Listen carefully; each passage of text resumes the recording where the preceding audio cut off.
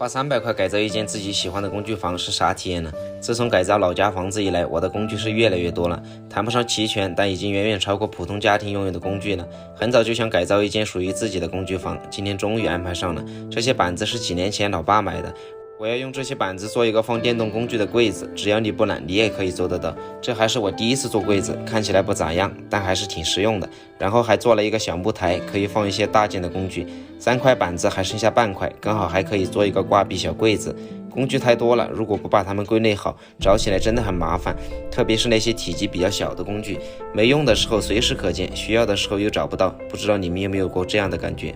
工具墙一定不能没有这样的托盘，上面的洞是自己钻的，托盘是自己用木板定的，主要是为了能把这些跟牙签似的工具放在我的视线之内。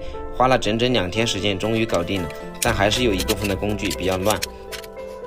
工具墙的木板是自己手工打磨的，柜子是自己做的，板子是老爸买的，所以材料自己没花钱，300来自于我自己2天的人工费，我就值这个价了。整体看起来还不错，自己很满意。